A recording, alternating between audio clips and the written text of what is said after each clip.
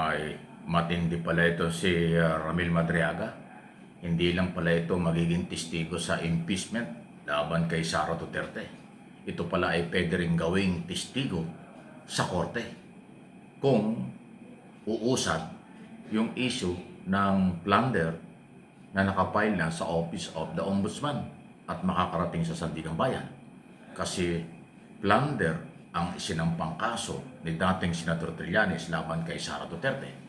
At ayon kay Attorney Cayoso, na dating presidente ng Integrated Bar of the Philippines, respetadong abogado, ito ang yung mga sinabi sa impeachment ni Madriaga ay pwede rin gamitin sa kaso, sa korte. Ito, pakinggan nyo itong report na ito ng GMA News, isa sa mga respetadong news organization sa bansa. Umarap sa House Committee on Justice. Yung sinasabi niya o allegation ng impeachment complaint na illegal na paggamit ng intelligence fund. So, kasabwat siya doon kasi siya nga yung taga-deliver daw eh. Mahalaga rin anya ang pahayag ni Madriaga sa bank accounts na pinabuksan sa kanya kung saan umano pinadaan ang milyong-milyong piso. Doon din magpapatunay na malapit talaga siya doon sa kanyang mga ngayon kalaban o kaya binubulgar. Kasi nga naman, sino ka ba naman na ordinaryong tao pero daang-daang milyon ang dumadaan sa iyong bank account at pinapawithdraw. Paglilinaw ng House Committee on Justice, walang state witness sa impeachment proceedings. He can be considered as blowing the whistle on the Vice President and her colleagues, no? Pagka umabot na tayo sa trial. Ang mga kumontra sa ilang pahayag ni Madriaga, pwede raw kusang humarap sa komite o kaya iharap sila ng bise bilang resource persons niya. Yun. Yun pa yun. Okay. So, ayan. Si Attorney Domingo Cayosa. I'm sorry na, sabi ko Cayoso eh. Naalala ko basketballista, no? Attorney Domingo Cayosa. Ang former Integrated Bar of the Philippines President. So, hindi ho pangkaraniwang abogado yan. At karespeto yung abogado. Hindi yan katulad ng mga abogado mahilig sa rally. Yan ay isang professional talagang officer of the court. Ayan ang kanyang pananaw. Pwedeng gamitin, pwedeng maging testigo si Ramil Madriaga sa korte kapag kinasuhan na si Sara. Ito po ay kaugnay pa rin ng aking dating naging topic na anuman po ang mangyari sa impeachment ni Sara Duterte, halimbawa ay ma-acquit or guilty, matanggal sa posisyon at ipagbawal na sa lahat ng posisyon sa gobyerno, siya pa rin po ay pwedeng kasuhan sa korte kung mayroong mga ebidensya tungkol sa plunder. Okay? Kasi po, iba ang impeachment kaysa sa criminal na kasong may kaugnayan sa korupsyon, sa korte papunta yan. Ay nakapile na po sa Office of the Ombudsman. Matagal na pong na-file ang plunder case laban kay Sara Duterte.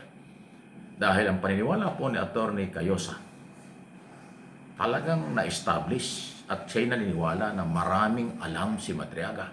Pinagkatiwalaan ng mga Duterte si Madriaga. Totoo naman yan. Hindi ka magiging dami sa mga bank account sa bangko kung ikaw ay hindi kilala ng principal o hindi ka kilala ng may-ari o pinanggalingan ng perang nakadeposito sa bangko. Common sense lang eh. Ako, may sarili akong pera, halimbawa, at gusto kong itago. Maghahanap ako ng dami. Yung tao na pagkakatiwalaan ko at kilala ko na hindi ako na-traitor eh.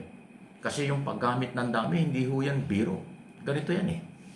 Pag gumamit ka ng isang tao or dami sa mga bank account mo, okay? Para ho lalo mong maintindihan ng masang Pilipino, ano bang ibig sabihin ng dami? Ang dami po ay yung gumamit ka ng ibang tao, ibang pangalan, nagbukas ng bank account at nagdeposito ng pera. At yung pangalan ng ibang tao ang ginagamit para makapagdeposito ng pera.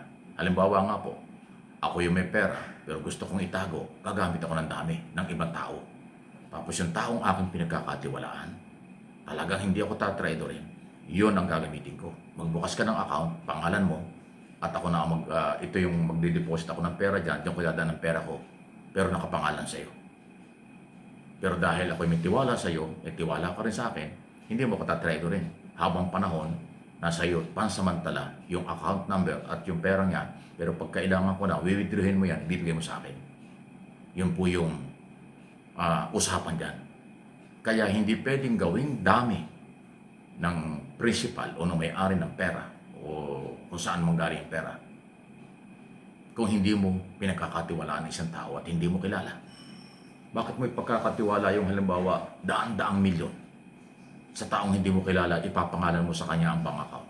Ay alam niyo sa bangko, kung sino ang kung saan nakapangalan yung account, yun lang ang may karapatang mag-withdraw at anumang transaksyon doon sa bank account.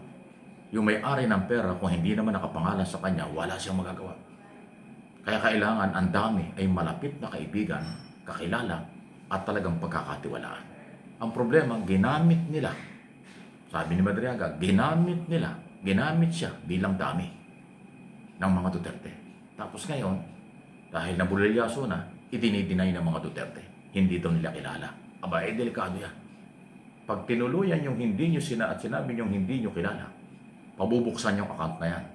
Pag hindi nag-justify na yan ay galing sa tamang pamamaraan ng kita, ng dami, ibig sabihin, illegal yan. Kung sino may-ari, ituturo niya. Mabuti kung ganun lang. Kung biglang ako sige, ayan yung paniwalaan ako'y dami nyo, o akin na yung pera niya. Sa akin talaga yung pera niya. O walang magagawa yung bangko. I-justify lang yung Madriaga kung saan niya kinuha yung pera. Tapos aakuin ka niya na walang magagawa. May-ari ng pera, habulin niya. Kasi nasa kanyang pangalan eh. Kahit pa alam ng malamang hindi alam ng bangko na dami lang yung taong yun. No? Kung alam na dami yun, bawal yun. Kasi bawal mag-deposito at mag-withdraw ng malaking volume ng pera. Lalo na kung cash. Daan-daang milyon, 50, 30 milyon ang withdrawhan. Bawal yan. Hindi yan papayagan ng bangko na kung ikaw ipangkaraniwang tao. Diba? Ganong kalala. Kaya yung patuloy na pagdidinay na hindi nila kilala, wala silang kaugnayan, yan ay kanilang depensa lang. Pero napakahirap patunayan na sila'y walang alam dyan. Kasi yung tao ay umami na, nagbigay pa ng waiver. Ibig sabihin, okay siya, open siyang i-open yung bank account para malaman magkano ang laman, magkano ang transaksyon. At pagka yun inabuksan, ay diyan ako magkakabukuhan. Kasi ang negosyo na sinabi ni Madriaga, talyer lang. Hindi magkakaroon siya ng daan-daang milyon kung ang negosyo niya ay maliit lang. Ay bakit may ganyang kalaking pera? Kanino yan? Yun na yung may-ari. Siya ay dami. Ayun. Kaya mabigat talaga yung pinasok nila. Hanggang denial na lang, pinagtatanggol ng kailang mga supporters, pero hanggang dun lang yun. Mahinang depensa yan sa aking sariling opinion. Please like and share.